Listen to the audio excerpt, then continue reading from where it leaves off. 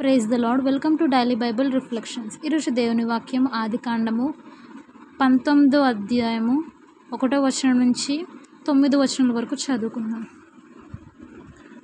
ఆ సాయంకాలమందు ఆ ఇద్దరు దేవదూతలు సొదొమ చేరునప్పటికి లోతు సొదొమ గవిని యొద్ద కూర్చుండియుండెను. లోతు వారిని చూచి వారిని ఎదుర్కొనుటకు లేచి సాష్టాంగ నమస్కారము చేసి, నా ప్రభువులారా, దయచేసి మీ దాసుని ఇంటికి వచ్చి రాత్రి వెళ్ళబుచ్చి కాళ్ళు కడుగుకొనుడి. మీరు పెందలకాడ లేచి మీ త్రోవను వెళ్ళవచ్చుననెను.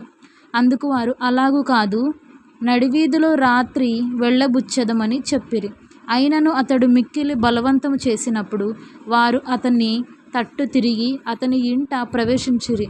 అతడు వారికి విందు చేసి పొంగని రొట్టెలు కాల్చగా వారు భోజనము చేసిరి.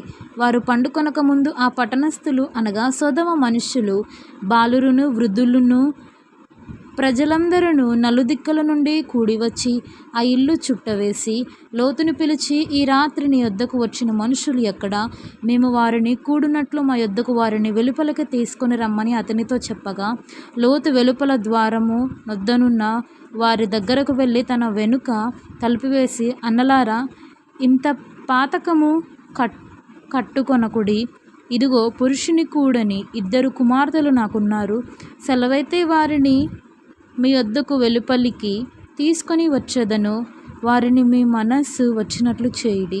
ఈ మనుషులు నా ఇంటి నీడకు వచ్చి ఉన్నారు గనుక వారిని మీరేమి చేయకూడదని చెప్పినప్పుడు వారు నీ అవతలికి పొమ్మనిరి.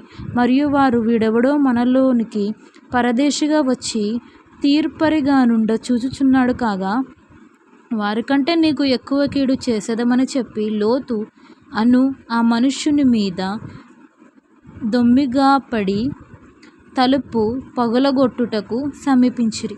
చదవడం వాక్యం దేవుడి దీవించి ఆశించును గాక. ఆమేన్.